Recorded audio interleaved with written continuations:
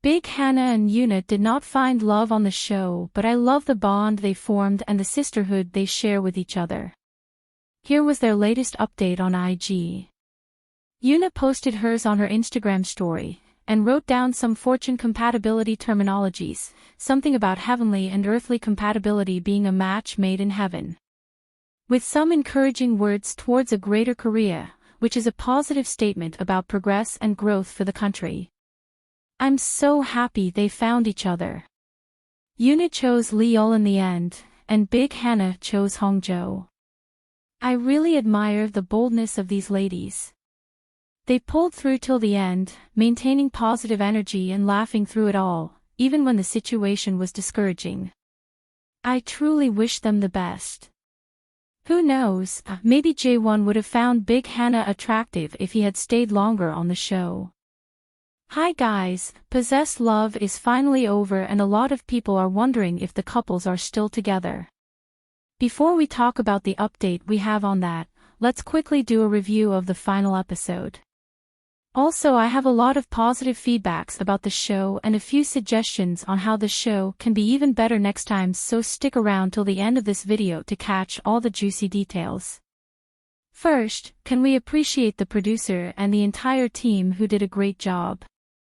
The edits, the background music, like all the sounds used matched every scenario. This show was so good. I really love that they didn't force any crazy twist in the end, the feelings were all natural and didn't seem scripted at all. On their final night, the members gathered together to discuss their feelings. I-Yul said he feels the time for the show was too short, and I agree. He wished for 5 more days so that the person he was interested in would have enough time to sort out her feelings. This is because I-Yul worried about Choi Hanna till the end. This guy deserves the world. He is just too sweet and amazing.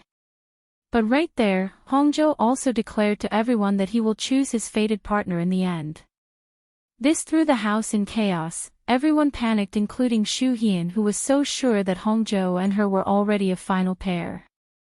Well, it so happens that this guy is agonizingly cryptic and secretive. I wonder how his partner would cope with him in real life if this is really how he is. It's frustrating to date someone who doesn't express themselves fully. I-Yul tried really hard to find out what he was thinking, or to get where his mind was at, but my guy refused to spill a thing. He wasn't even trying to help calm I-Yul's nerves. Instead, he made the guy more insecure by saying practically nothing. OMG. He laughed in I-Yul's face, and at this point, I felt like entering my screen and giving him a knock on his head to stimulate him as needed. Ha ha ha. Dang Hongjo. You're entertaining but annoying as fudge, lol. I still like you regardless. Then Soo-hyun went to his room to check what he meant by what he said. At first he kept smiling at how nervous she got by his confusing declaration. I think he found her really cute at that moment and he loved every moment of it. She even confessed that she had a vision of them married with 2 kids in the future. Like, this is the highest level of domination of a person's mind. There was no escaping from this for Soo-hyun. She is totally smitten by him and in love or lust. Although he didn't answer her at first or give her a direct interpretation of what he meant by saying he might choose his fated partner, he eventually put her mind at ease by telling her that the moment she threw the tissue at him was when he knew they would end up together. To me, I feel like he knew he was attracted to her and that they will be together before then, and this is why I think so. I've said this in almost all my reviews, hahaha, but permit me to repeat this story again. In episode 1, Soo-hyun was into Gu Bong. She liked him so much that she even fed him in the kitchen. While doing so, Hongjo stared at them, took their photo, went to his room, stared at the photo intensely. By the next time he was back in the kitchen with her after dinner, it was magnets pulling them together by the dishwasher. Before I could blink, Soo-hyun was holding his hand laughing with him, lol. Then the rest was history after the return from their first dates. If that doesn't creep you out, then kudos to you, lol. I just wish he had been more honest with small Hannah, because him trying to push the blame on her that she wavered after I-Yul showed her a little interest wasn't cool. That just left a sour taste in my mouth. Once again I felt like entering my screen and giving him an uppercut lol. Why did he have to do that? He made her feel like it was her fault. I hope he understands after watching the show back, that small Hannah did the right thing and that he was in the wrong. Although I don't see him as a bad guy or a red flag, I do think he's someone who tends to be dishonest and shifts blame onto others for his own mistakes. I feel it would have been better if he had just been clear with his feelings at some point and told her that he was not interested in her instead of making her suffer through all those emotions, throwing all the blame on her. And the part where small Hannah knocked on his door while he was with Shu Hyun was disappointing. They were both in the room but could not answer the door. Like wow, what the heck?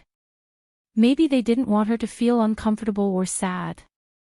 Or because that could potentially impact her final decision to not choose him if she was still considering him as an option in the end.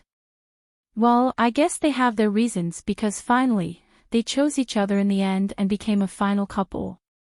Congratulations to them. I have no idea what Shu Hyun is up to for now because her Instagram handle isn't open yet, but Hongjo's is. He's such a handsome man, guys. You can't blame the ladies for falling for him, ha ha ha. Now on to small Hannah and I-Yul. There were so many heart-fluttering moments with these two. I felt their attraction when they were in the hot tub together. They even chatted till morning, which shows they didn't want to leave each other's side. And that moment when he started praying for her with his sacred fan. Wow. I felt that. This guy is one of the top 3 of the most genuine men I've ever witnessed on any dating show. Another moment I especially loved was when she said she wanted to talk to I-Yul first before Hongjo, and I-Yul corrected her by suggesting she chatted with Hongjo first. That moment was epic. I was screaming with joy. I was like, yes dude. That's the way to go. She needed to sort out her feelings with Hongjo first so that he could feel her vibe and energy before they made their final choices. And when she finished chatting with Hongjo, read his fortune and found out it would end in disappointment, I was elated that finally, she could let go. Then her knight in shining armor came with a cup of coffee that Hongjo taught him how to make lol. Even till the last minute Hongjo tried to confuse I-Yul by saying that he still thinks Hannah was confused, ha ha ha. I laughed so hard because it was clear he didn't want I-Yul to get any confirmation from him till the end. But, I'm so glad that eventually, his honesty paid off and won her over. She clearly didn't want to go against her fate, but if her fate isn't working according to her plan, she has a right to change it and she did. I am so happy for her. They became a final couple and I strongly believe they will last long in the real world. Congratulations to them. I really hope this show will have a second season. If it does, here are the changes I hope for. First, can they please make it longer than 7 days? 1 week is too short since this is a battle between spirituality and heart. Second, I hope they get a better schedule next time so that they don't give us this type of cutthroat editing that made us miss a lot of important moments. Then lastly, can we get more than 8 participants next time? Like, can the producers throw in more contenders a few days after the show starts so that they can have more choices? If possible, add regular people in the mix who wouldn't mind dating shamans. Lastly, if you're curious about which of the couples are still dating, your answer is in a recently released article which mentioned that more details will be revealed about their relationship statuses in the real world. This was the exact quote from the article. It read, videos featuring the cast of Possessed Love, revealing their current status, whether they are real-life couples, and behind-the-scenes stories from the filming will be released on their YouTube channel, which is expected to maintain the show's buzz and popularity. Also, I personally believe that small Hannah and I-Yul are still together and the only hint I have so far is a photo she reposted from Yuna's IG story.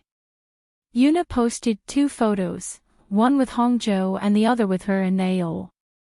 Small Hannah only reposted the one with her and I-Yul, which suggests there are no hard feelings between the two, so I believe they are still together until proven otherwise. As for Shu Hyun and Hongjo, there are no updates yet to confirm their status. Let's wait patiently for official confirmations from the show, or till we get some clues from them. What do you think? Do you believe in fate? Those who ended up as final couples did so with their heart and not according to fate. This means that our life choices are in our hands. Fate is real, but also, fate is whatever you make of it. Do you agree? Share your thoughts in the comments. Also, will you be keeping up with the show after this? I sure will, and I will be here to fill you in with necessary updates. All important links will be added in the description box. Thanks for watching, please subscribe and like the video.